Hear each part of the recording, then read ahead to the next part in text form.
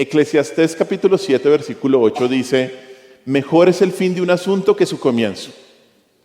Mejor es el fin de un asunto que su comienzo. Y enfatiza que un buen final es preferible a un buen comienzo, ¿cierto? Esto es parecido a la frase o al dicho popular que tenemos nosotros, que es, no es como empiezas, sino como terminas, ¿cierto? Que usualmente le decimos a alguien que tiene un comienzo difícil en alguna situación, pero esperamos no solo que termine, sino que termine bien, que el final sea muy bueno. Pues hoy vamos a estudiar dos parábolas que nos hablan de esta realidad que se ve reflejada en la obra de Dios en el mundo. Así que acompáñenme, usted ya sabe, a Mateo capítulo 13, continuamos en nuestro estudio de Mateo, y hoy vamos a mirar los versículos del versículos 31 al versículo 33. Mateo 13, del 31 al 33. Miremos lo que dice ahí la palabra del Señor.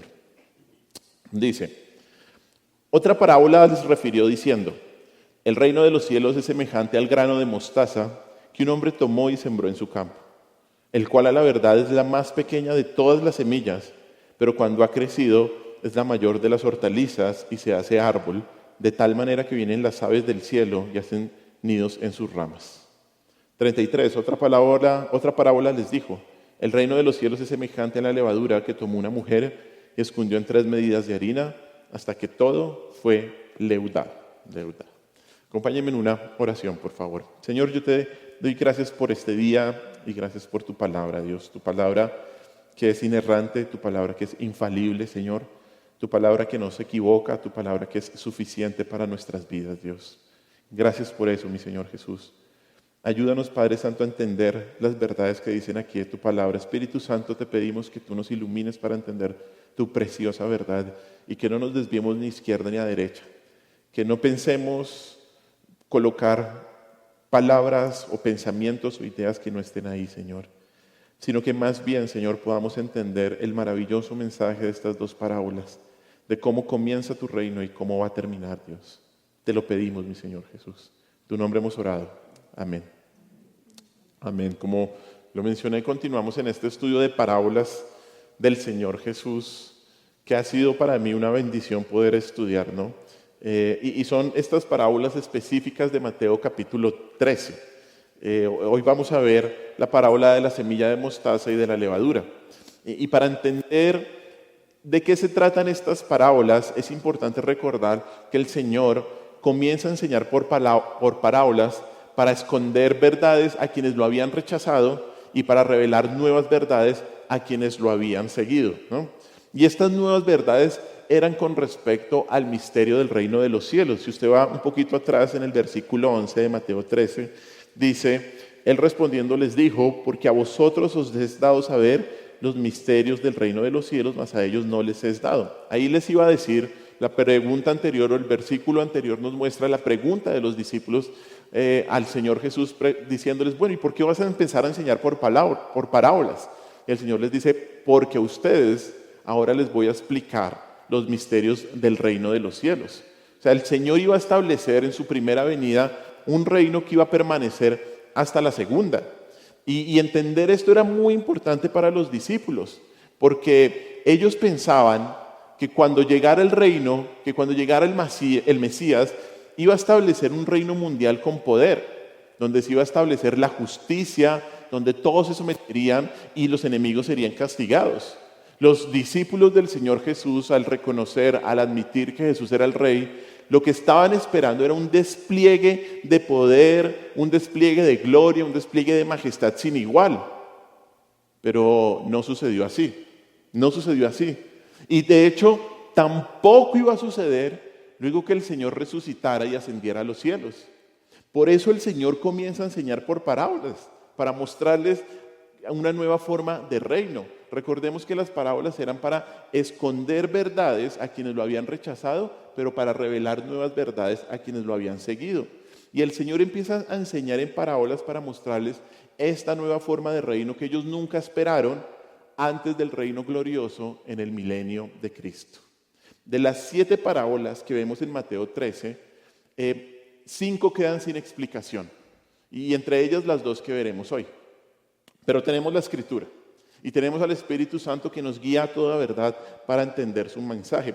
Y estas parábolas son especiales porque, como les decía, son parábolas que describen el reino de los cielos, ¿no? Porque vemos en otras secciones de la Escritura diferentes parábolas, como la parábola de la oveja perdida, la parábola del buen samaritano. Pero no todas las parábolas se deben interpretar como las que estamos interpretando aquí en Mateo capítulo 3. Estas son claramente parábolas, algunas le han dicho, las parábolas del reino, las parábolas que nos muestran este periodo de tiempo en el que estamos viviendo. Y para hacer un pequeño resumen de las dos primeras parábolas de lo que hemos visto, vimos en la parábola del sembrador que hay 4 tipos de tierra, ¿no? 4 tipos de terreno, en donde 3 de ellas rechazan el mensaje del rey y solo una lo acepta. Y eso, para los discípulos del Señor ahí en el primer siglo, implicaba que el reino en este momento iba a implicar una forma de rechazo que ellos inicialmente no esperaban. Luego vimos hace 8 días la segunda parábola, que es la parábola de la cizaña. Y el Señor en esta parábola le dice a los ciudadanos del reino que juntos iban a estar con aquellos que iban a rechazar el mensaje del reino y que iban a crecer juntos como la cizaña y el trigo hasta que llegara el día del juicio. Y que en ese momento la labor de los hijos del reino no era enjuiciar a los hijos del maligno, a los hijos del diablo, sino influenciarlos por medio del evangelio para que la cizaña se convirtiera en trigo y así no sufrieran el juicio final en el horno de fuego, como vimos hace 8 días. Las siguientes 2 parábolas son las que hoy vamos a estudiar. Y estas 2 parábolas van a continuar mostrándole a los discípulos qué tipo de reino estaría en la tierra. Y para quitarles sus falsas expectativas de lo que ellos esperaban que fuera el reino, ahora el Señor les va a contar 2 parábolas más que hablan de cómo iniciaría el reino y cómo iba a culminar, cómo terminaría. El Señor va a enseñar estas 2 parábolas que muestran que a partir de inicios muy pequeños e insignificantes, el reino va a crecer a pesar de la oposición para influenciar al mundo entero. Lo que comenzó siendo muy pequeñito, influenciará de una manera muy profunda a todo. Y estas parábolas nos muestran la increíble manera de cómo se ha desarrollado el reino de Dios a pesar de sus pobres inicios, a pesar de que inició, como lo vamos a ver, como un grano de mostaza. Hoy vamos a estudiar 3 verdades del reino que nos maravillarán de la obra de Dios en el mundo. 3 verdades del reino que nos muestran estas 2 parábolas que nos van a maravillar de la increíble obra de Dios a través de la historia en el mundo entero. Y la primera verdad que nos enseña estas parábolas es que el reino tiene un comienzo muy modesto. El reino tiene un comienzo muy modesto, muy pequeño. La primera parábola, usted la ve ahí en el versículo 31, comienza diciendo: el reino de los cielos es semejante al grano de mostaza. Es semejante al grano de mostaza. En aquella época la mostaza era muy común y tenía varios usos, como el uso de aceite, hacían aceite para uso medicinal y también era utilizada para sazonar como lo hacemos hoy en día. Y la mostaza no era una planta silvestre, sino que era una planta que se cultivaba. Por eso el versículo dice ahí claramente: un hombre tomó y sembró en su campo. ¿Listo? Y luego el Señor dice que el grano de mostaza, a la verdad, es la más pequeña de todas las semillas. Y esta declaración ha sido un tema de debate y censura para los enemigos de la palabra, porque ellos dicen que la mostaza no es la semilla más pequeña que hay, y que por lo tanto, entonces, como no es la semilla más pequeña, Jesús se equivocó, y por lo tanto, entonces, Jesús no es Dios, y que por lo tanto, la Biblia tiene errores. Pero esta declaración solo demuestra la ignorancia de estas personas, y le voy a explicar por qué. En primer lugar, porque aunque el Señor no estaba pretendiendo dar una clase de botánica, el Señor no se estaba refiriendo a todas las semillas del mundo, sino a las que se utilizaban ¿dónde?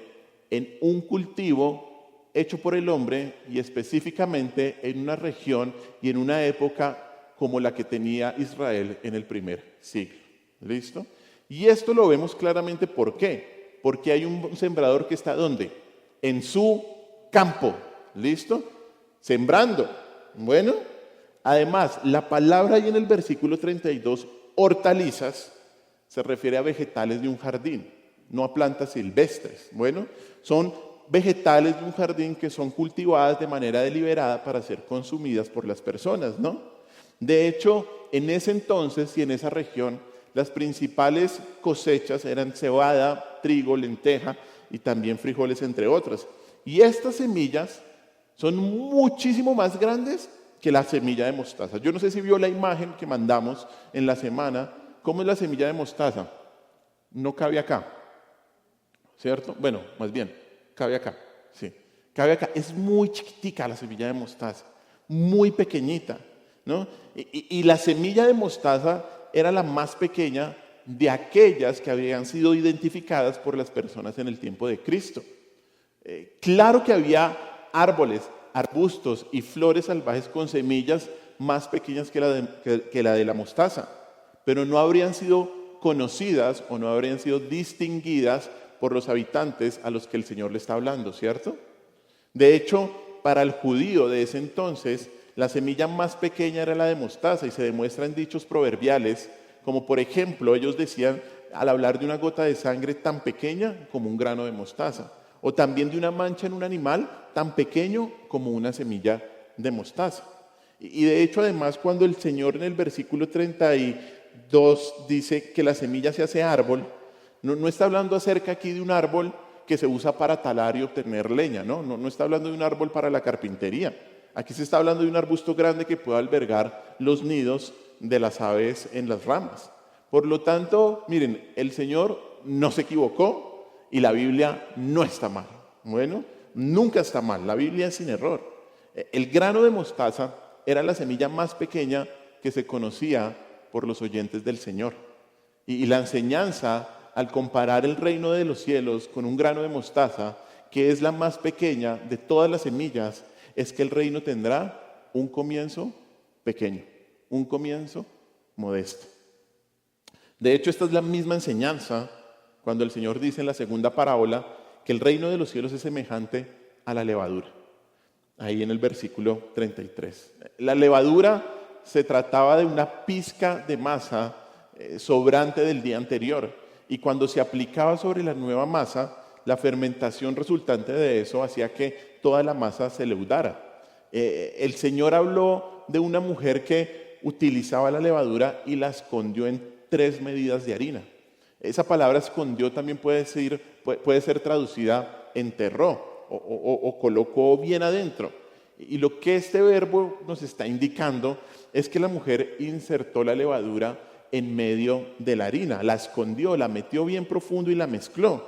Ese poquito de levadura, esa pizca de levadura servía para leudar toda la masa que correspondía más o menos, esas 3 medidas de harina, más o menos entre 50 a 60 kilos de harina. Y así como esa pizca de levadura enterrada no se veía inicialmente, estaba escondida, pero pronto sería reconocida por su increíble efecto, la presencia del reino no podría ser reconocida inicialmente. Así como la más grande de las plantas del jardín es iniciada por una pequeñísima semilla de mostaza, y así como una gran cantidad de masa es leudada por una pizca de levadura imperceptible, el reino de los cielos en sus inicios tendría un comienzo modesto y sería imperceptible para muchos. ¿Puede imaginarse lo que pensaron los discípulos cuando escucharon esto?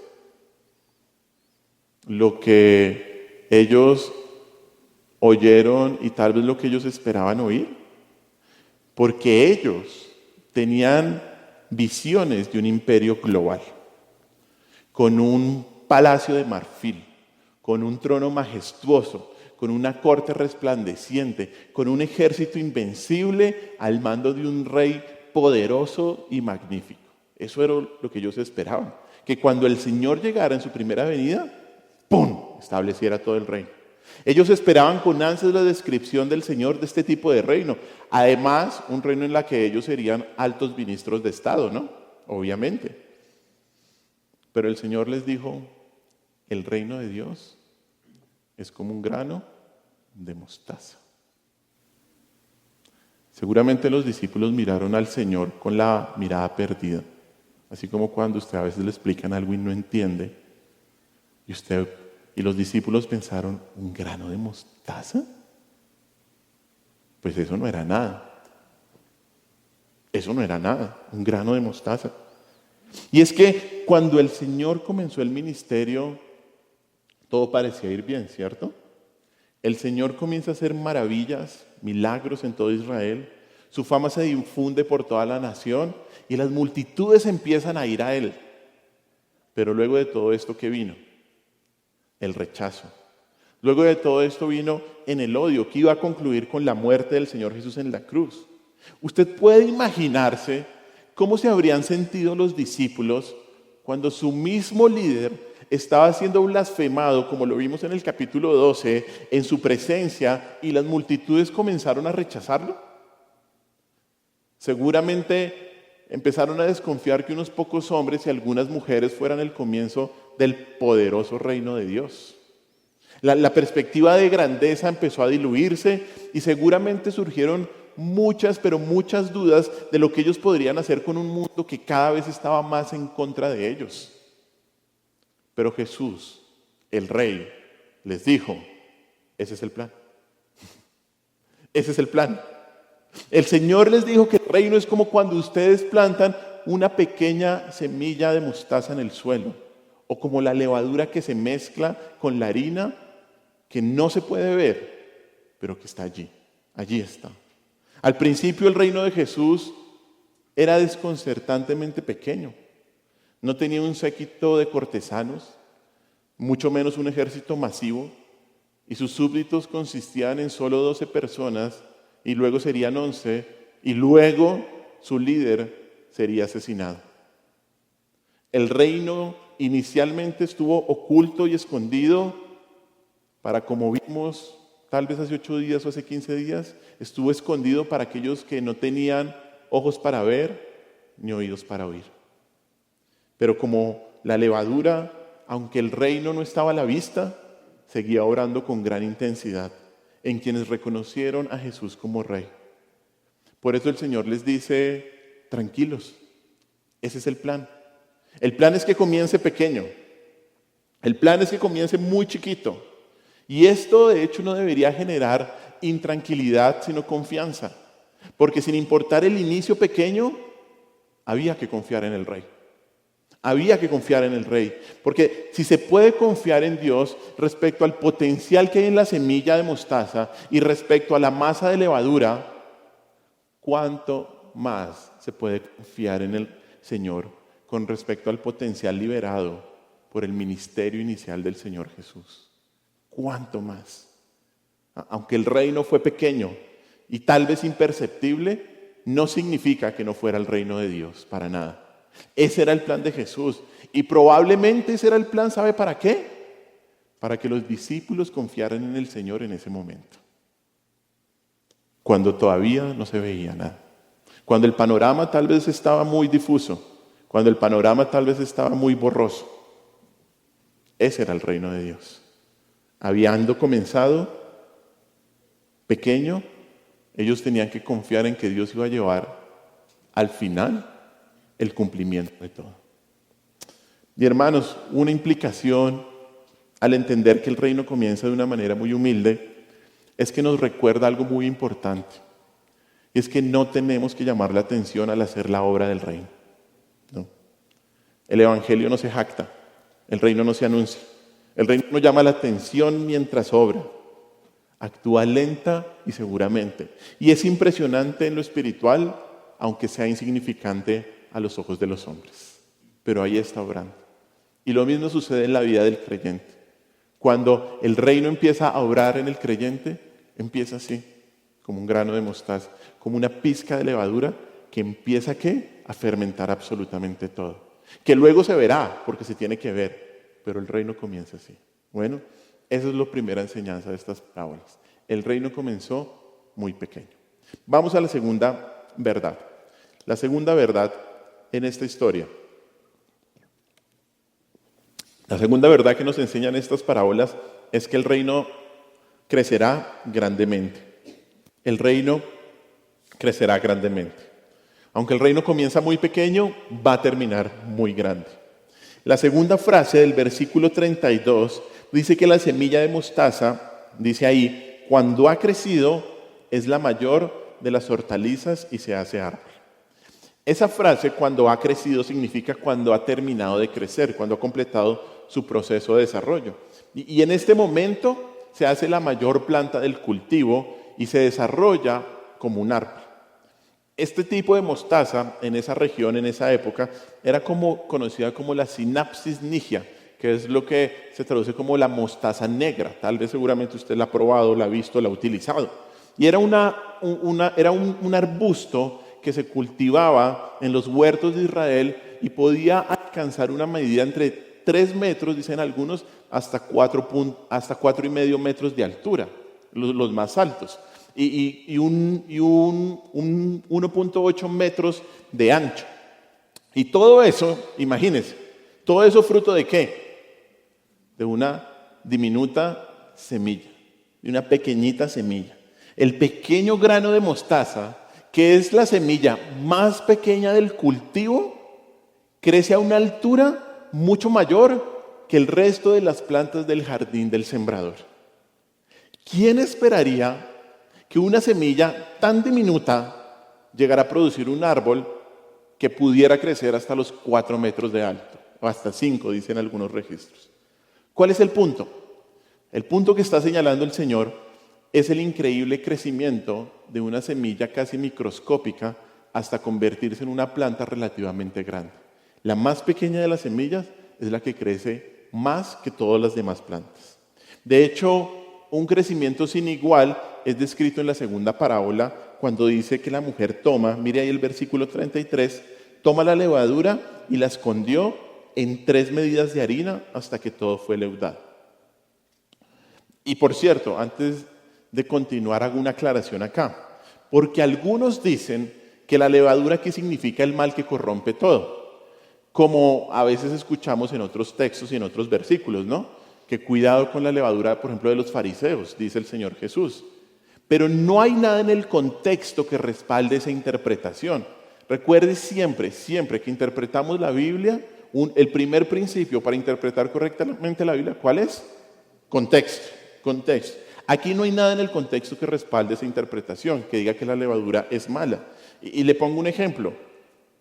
Un león puede representar en la Biblia, ¿a quién? ¿A Satanás?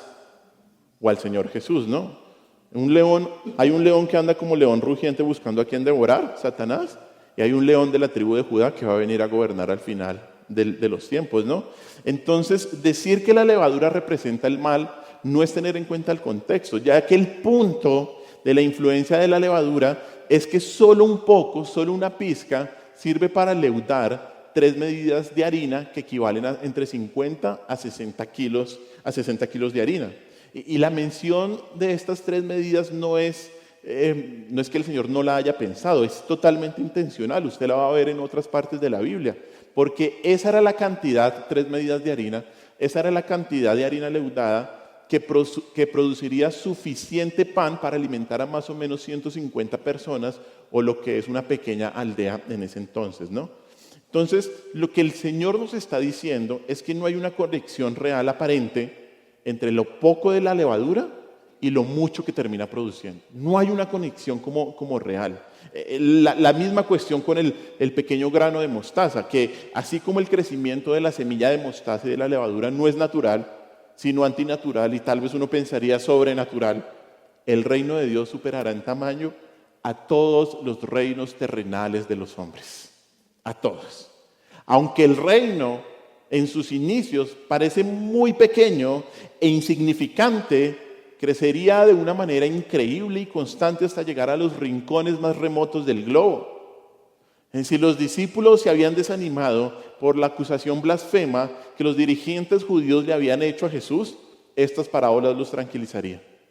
Así como en la semilla de mostaza está el potencial para un arbusto grande, y en la levadura el potencial para producir mucho pan, la semilla al plantar el reino comienza muy pequeña, pero tiene el potencial para un reino enorme, para crecer y extenderse. El reino parecería en su fase inicial muy pequeño, pero crecería y se extendería rápidamente a través del mundo. Y de hecho eso lo vimos en el libro de los Hechos, en la descripción de cómo empieza a surgir la historia de la iglesia. De hecho, mire un ejemplo. Vamos a Hechos capítulo 17, versículo 6. Hechos 17, 6 dice así. Dice, pero no hallándolos, trajeron a Jasón y algunos hermanos ante las autoridades de la ciudad, gritando. Miren lo que gritaban: estos que trastornan el mundo entero también han venido acá, ¿no? Pablo acababa de estar en la ciudad de Filipos y ahora estaba en Tesalónica. Y esta fue la manera como describieron a los primeros cristianos. Los que trastornan, ¿qué? El mundo entero. La iglesia empezó a desarrollarse, empezó a crecer, como nos dijo el Señor, no solamente en Jerusalén, en Judea, en Samaria, sino empezó a salir hasta los fines de la tierra. Y vemos de hecho, y tal vez es certero decirlo, por los registros bíblicos, que vemos que en la época de los apóstoles es muy probable que la iglesia haya llegado incluso hasta España. Y bueno, otros lugares que tampoco conocemos, ¿no? Mire, esta extensión asombrosa del reino, de hecho, fue profetizada en el Antiguo Testamento. Acompáñenme al Salmo 72, que fue parte de la lectura bíblica que tuvimos hoy. El Salmo 72. Y mire lo que dice versículos 7 y 8. Salmo 72, versículos 7 y 8. Dice así, y todo el Salmo es una descripción de ese reino glorioso y lo que estaba pasando, lo que pasaría en la extensión del reino. Dice así el Salmo 72 del 7 al 8. Florecerá en sus días justicia y muchedumbre de paz hasta que no haya luna. Y escuche bien, versículo 8. Dominará de mar a mar y desde el río hasta los confines de la tierra. Esto es una descripción global. Esto es una descripción absoluta de hasta dónde llegaría el reino de Dios. Los profetas del Antiguo Testamento tuvieron esa visión clara del futuro del reino milenial de nuestro Señor Jesús. Lo vieron como un glorioso imperio mundial que se iba a extender desde Jerusalén hasta los confines más remotos de la tierra. Y por experiencia sabemos que eso es cierto, ¿no? Que eso es verdad. Porque hoy estamos aquí, más de 2000 años después de que Cristo ascendió a los cielos, escuchando la palabra como el cumplimiento de esta promesa. Hoy estamos aquí en Colombia con una Biblia abierta, adorando a nuestro Señor y exaltándolo. ¿Por qué? Porque un día se prometió que el Evangelio iba a llegar a los confines de la tierra. Y estas dos parábolas representan el crecimiento del cristianismo en el mundo, desde sus modestos comienzos hasta alcanzar finalmente grandes dimensiones. Este crecimiento se extiende hasta que Cristo venga a reinar sobre la tierra. Y lo que al principio fue pequeño, lo que al principio pareció insignificante, tendrá una consumación grandiosa y gloriosa al final de los tiempos. Mire lo que dice Apocalipsis 11:15. Mire este pasaje tan lindo que nos habla del reino de nuestro Señor Jesús. Apocalipsis 11:15. Dice así Apocalipsis 11:15. El séptimo ángel tocó la trompeta. Y hubo grandes voces en el cielo que decían: los reinos del mundo han venido a ser de nuestro Señor y de su Cristo, y Él reinará por los siglos de los siglos. Así va a ser, hermanos. Así va a ser el reino de nuestro Señor. Global, completo. Y hermanos, estas parábolas tienen la intención de alentarnos, como seguro alentó a los apóstoles. Y continúan animándolos luego que Cristo ascendiera a los cielos y ellos fueran los instrumentos de Dios para que el reino de Dios se expandiera. Porque ellos vivieron algo así como una contradicción divina. ¿Y sabe por qué? Era una contradicción divina que era la voluntad de Dios. Porque a medida que veían que el reino crecía, a medida que veían que el Señor los estaba utilizando para expandir el reino del Señor, ellos tuvieron que experimentar persecuciones, aflicciones y muchísimas pruebas. Muchísimas pruebas. Pero sin importar lo difícil que debió ser eso, vemos en la historia el gozo que ellos tenían para que el reino del Señor siguiera expandiéndose y la gente conociera el Evangelio de Cristo. Y déjenme darles solamente un ejemplo. Segunda de Timoteo, capítulo 2, versículos del 8 al 13. Mire, segunda de Timoteo, capítulo 2, versículos del 8 al 13.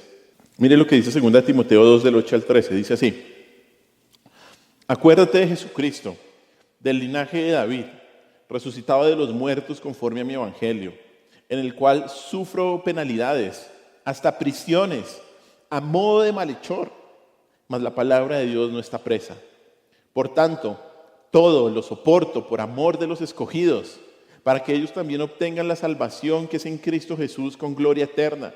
Palabra fiel es esta: si somos muertos con Él, también viviremos con Él. Si sufrimos, también reinaremos con Él. Si le negaremos, Él también nos negará. Y si fuéramos infieles, Él permanece fiel. Él no puede negarse a sí mismo. Mire, hermanos, yo no me imagino estos apóstoles del primer siglo con ese gozo, con ese amor del Señor, compartiendo el Evangelio, viendo cómo la gente empezaba a arrepentirse de sus pecados, cómo el Señor iba cambiando corazones, cómo las personas estaban naciendo de nuevo, pero al mismo tiempo ver todo esto, que el reino se estaba extendiendo, al mismo tiempo que sufriendo, hasta prisiones a modo de malhechor, apedreándolos a los discípulos, muchos de ellos mártires, como Santiago, o Esteban, el primer mártir, ¿no? Apedreado totalmente. Pero miren, hermanos, así como Pablo, debemos decir y que debemos querer decir que todo lo soportamos por amor a los escogidos, que todo lo soportamos por compartir el Evangelio, que todo lo soportamos para dar a conocer a Cristo, que todo lo soportamos para que el Evangelio del reino se extienda cada vez a más y más personas. ¿Eso es lo que queremos? ¿Eso es lo que realmente está en nuestro corazón? ¿Que el Evangelio del reino se extienda, que lo conozca, que más gente llegue a salvación? ¿O hemos pensado tal vez equivocadamente que lo que queremos es nuestro beneficio y nuestra comodidad terrenal? Porque eso no habla la palabra de Dios, hermanos. Y eso es claramente claramente lo vemos en los discípulos. Todo lo soporto por amor a los escogidos. Eso debe ser un grito de batalla para todos nosotros. Porque en que en nuestro corazón de verdad exista ese amor para que el Evangelio del reino sea conocido. Hermanos, al final el Señor va a establecer su reino con gloria. Él lo va a establecer, a pesar de que en este momento nos esforcemos en el ministerio, a pesar de que sea difícil compartir el Evangelio, a pesar de que sea difícil ser creyente. El plan es que comience pequeño, pero al final estará grande. Al final, ¿sabe qué? Ganaremos. El reino se va a extender como se ha extendido por la faz de la tierra y hasta la eternidad, por los siglos de los siglos, y seremos parte de ese reino glorioso y eterno, hermanos. Llegará el día en que estaremos ahí todos los que hayan creído en Cristo y se hayan arrepentido de sus pecados. Esa es nuestra segunda verdad. Y vamos a nuestra tercera y última verdad. Nuestra tercera y última verdad. Y es que el reino será de beneficio para el mundo. El reino no solo se extenderá, sino que será de beneficio para todas las naciones. El reino será de beneficio para el mundo entero. Si mira ahí una vez más, vuelva a Mateo 13, la última frase del versículo 32 dice: de tal manera que vienen las aves del cielo y hacen nido en sus ramas. Que las aves puedan hacer nido en un árbol significa que pueden tener un lugar donde vivir, donde tener a sus crías y también alimentarse. En este caso porque podían comer de la mostaza que producía el árbol. Esta frase, de hecho, y la podemos entender y la podemos interpretar correctamente, es una alusión y la vemos repetida en otras partes del Antiguo Testamento. Y ahí podemos entender bien el significado. La primera está en Daniel, capítulo 4, versículos del 10 al 12. Y también en el mismo capítulo, versículos 20 al 22, para entender qué quiso decir el Señor cuando dijo eso. Mire lo que dice Daniel capítulo 4, versículo del 10 al 12. Eso fue el sueño un sueño que tuvo Nabucodonosor. Y mire lo que dice Daniel 4:10. Dice: estas fueron las visiones de mi cabeza mientras estaba en mi cama. Me parecía ver en medio de la tierra un árbol cuya altura era grande. Crecía este árbol y se hacía fuerte, y su copa llegaba hasta el cielo y se le alcanzaba a ver desde todos los confines de la tierra. Su follaje era hermoso y su fruto abundante, y había en él alimento para todos. Debajo de él se ponían a la sombra las bestias del campo, y en sus ramas se hacían morada ¿quiénes? Las aves del cielo, y se mantenía de él toda carne. Ahora váyase al versículo 20 al 22 del mismo capítulo 4. Daniel 4, versículos 20 al 22, dice así: el árbol que viste, ya está en la interpretación, que crecía y se hacía fuerte, y cuya copa llegaba hasta el cielo, y se veía desde todos los confines de la tierra, cuyo follaje era hermoso y su fruto abundante, y en que había alimento para todos, debajo del cual moraban las bestias del campo, y en cuyas ramas anidaban las aves del cielo, tú mismo eres, oh Rey, que creciste y te hiciste fuerte, pues creció tu grandeza, y ha llegado hasta el cielo, y tu dominio hasta los confines de la tierra. El reino mundial, aquí en la visión de Daniel capítulo 4, es el dominio de Nabucodonosor. Y las aves son las naciones que estaban encontrando refugio en el árbol del imperio babilonio. ¿Listo? Entonces vemos como esa clara referencia en donde las aves van y descansan en este árbol. Otra cita es Ezequiel, vaya conmigo a Ezequiel, a la izquierda de Daniel, Ezequiel 31, 5 al 6, para entender lo que significa ahí en la parábola. Ezequiel 31, 5 al 6, dice así: por tanto se encumbró su altura sobre todos los árboles del campo, y se multiplicaron sus ramas, y a causa de las muchas aguas se alargó su ramaje que habían echado. En sus ramas hacían nido todas las aves del cielo, y debajo de su ramaje parían todas las bestias del campo, y a su sombra habitaban muchas naciones. Aquí se está describiendo a Siria, cuando fue imperio, al imperio de Siria, y se describe como un cedro con ramas hermosas, dando sombra, siendo alto, siendo grande, y todas las aves del cielo que vimos aquí, que representan a las naciones, hicieron su nido en él para estar seguras. Estos textos describen la expansión de un imperio mundial como un enorme árbol que provee un lugar para los nidos de las aves. Y cuando se tiene una potencia mundial que se ha expandido, otras naciones pequeñas encuentran refugio y beneficios al estar apoyadas en él.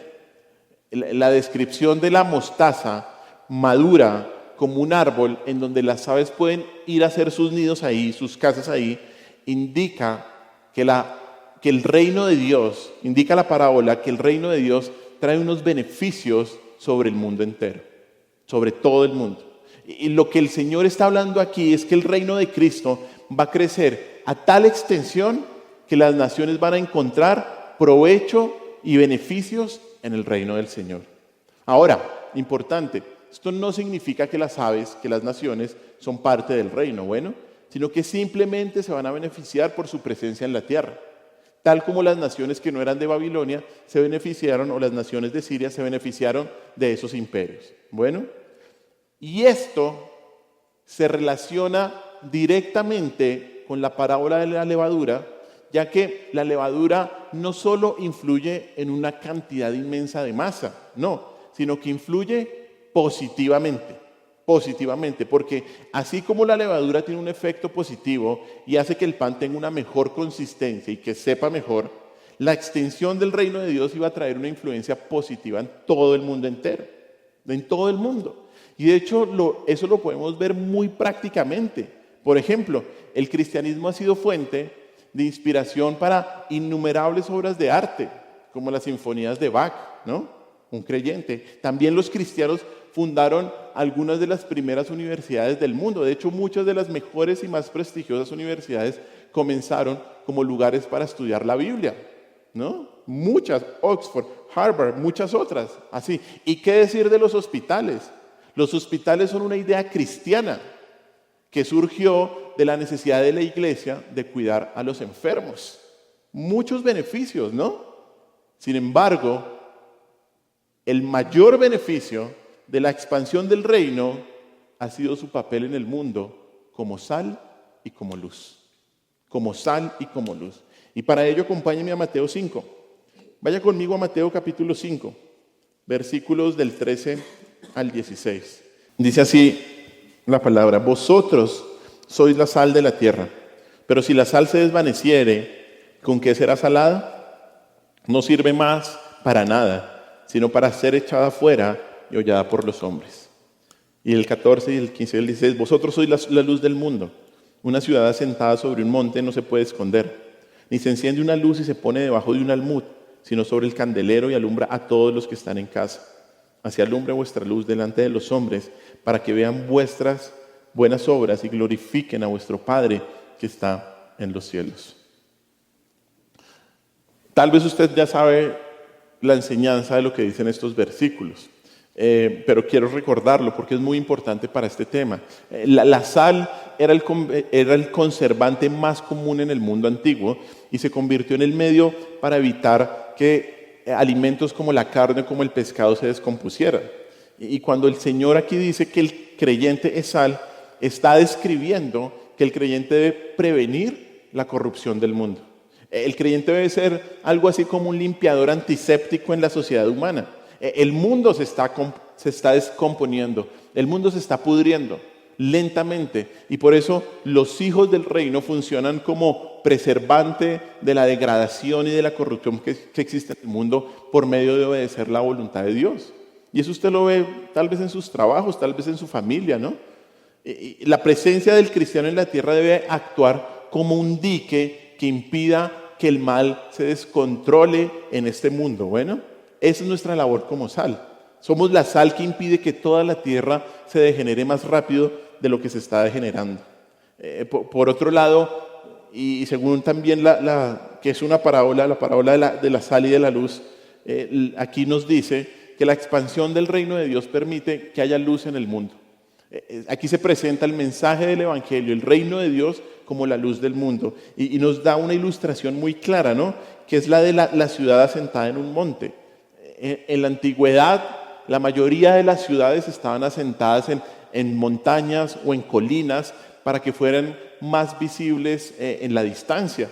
De noche, de hecho, la importancia de la visibilidad era fundamental, porque al no tener carreteras con luces, los viajeros dependían del brillo de las luces de las casas, que usualmente eran blancas, para ayudarlos a orientarse en su viaje a la ciudad. Y mire, hermanos, el reino ha sido esto.